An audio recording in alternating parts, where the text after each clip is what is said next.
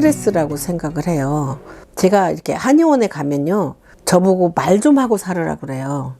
제가 이제 농담 삼아 트리플 A형이라고 하거든요. 제가 A형인데, 지금 제가 이렇게 성격을, 아프고 나서 성격을 많이 고쳐서, 이렇게 사람 낯가림이 좀 덜하지만, 지금도 낯가림이 심한 편이에요. 어디 가서 말도 잘 못하고, 또 이렇게 음식을 먹으러도 못 가요, 혼자서는. 우리 남편하고 결혼을 할 때도 마주 앉아서 밥을 못 먹어보고 결혼을 했어요.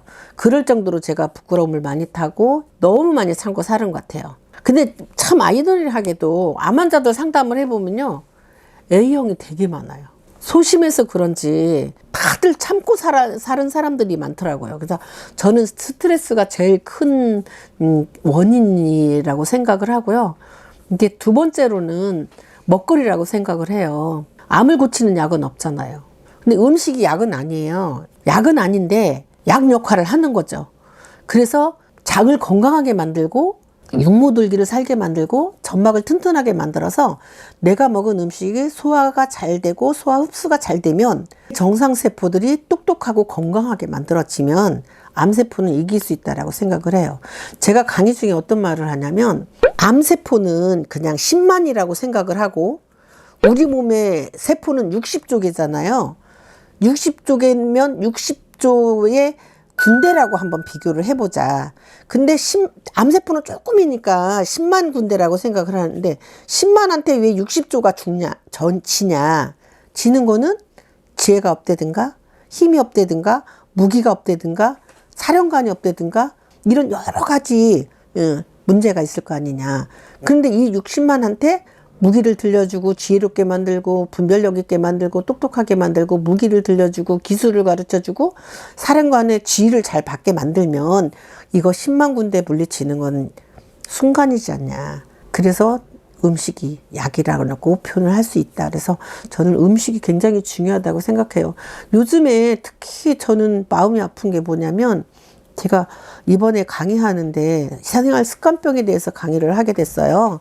그래서 이제 자료를 좀 찾다 보니까 보험공단에서 한 심평원에서 한 그 프로테즈를 보니까 우리나라 전체 당뇨 환자 중에 20대 미만이 30%래요.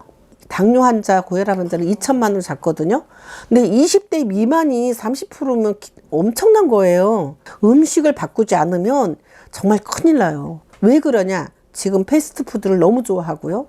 인스턴트 식품을 너무 좋아하고 식이섬유 있는 음식을 먹지 않기 때문에 이런 현상이 일어나는 거거든요. 그래서 지난번에 KBS 방송국에서 그 미생물에 대해서, 제가 제목은 잘 기억을 못 하겠는데, 미생물에 대해서 굉장히 잘 다뤘던 프로가 하나 있었어요. 근데 그 프로의 PD가 자기 몸에다가 실험을 하는데, 어떤 실험을 하냐면, 자기 장을 다 이제 변도 검사를 다 해서 이제 미생물, 유익 미생물이 얼마큼 있고 유해 미생물이 얼마큼 있고 이런 거를 다 검사해 놓고 패스트푸드를 계속 보름 동안 먹은 거예요.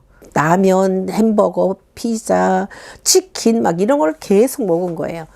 15일 동안 먹고 검사를 하니까요, 유익균이 엄청나게 많이 줄은 거예요. 줄고 이 사람은 비만이 15일 동안 엄청나게 비만이 생기고 혈액이 탁해진 거예요. 그걸 보고 이 PD가 굉장히 놀래서 지방에 있는 중고등학생들하고 서울에 있는 중고등학생들 인터뷰를 하면서, 너네들은 한 달에 인스턴트 식품, 피자, 햄버거를 몇 번이나 먹냐 하니까, 저 지방에 사는 애들은 한 달에 한 번 먹을까 말까 해요. 시내에 나가야만이 먹을 수 있으니까. 그러고 있는데, 서울에 사는, 대도시에 사는 애들은 일주일에 많게는 5번, 적게는 3-4번씩 꼭 먹더라고요. 그런데 장 검사를 하니까 현저히 차이가 나요.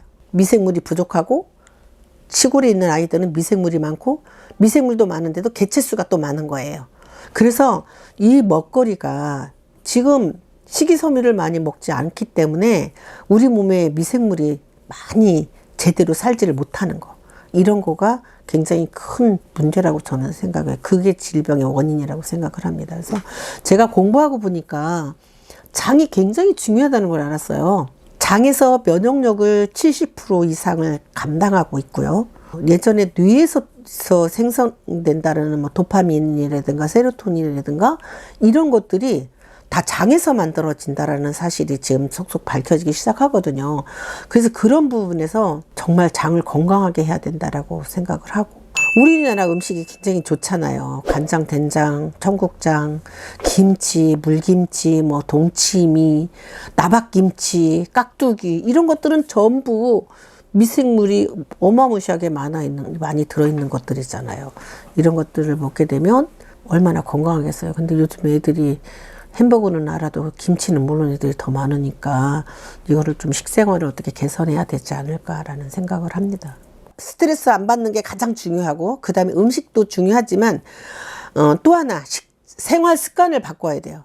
햇볕을 많이 쬐는 거를 해야 되는데 요즘에 가장 제가 무서워하는 게 뭐냐면 암 환자들한테 이게 운동을 하라고 하니까 막 등산 700고지를 올라갔다 내려오고 이렇게 하면 안 되거든요. 왜냐면 내가 이런 생활하는데 에너지를 다 소비해버리면 내 몸을 치료할 수 있는 에너지가 없어져요.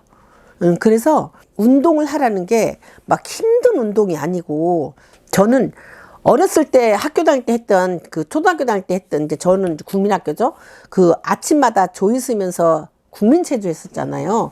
그 국민체조가 너무 좋은 거예요. 그래서 힘도 안 들고 그래서 저는 기억나는 대로 그 운동을 하다가 햇볕을 많이 쐬러 다녔어요. 저희 집에 조그만 뒷산이 있거든요. 그럼 한 10시쯤 되면 돗자리를 하나 가지고 가서 올라가는 동안에 힘드니까 돗자리에 둘러놓아서 이렇게 햇볕을 쬐고 그 다음에 조금 기운이 나면 거기 운동기구 있는 데서 이것저것 쉬운 것부터 이렇게 좀씩 이렇게 하면서 그렇게 관리를 하고 있고요.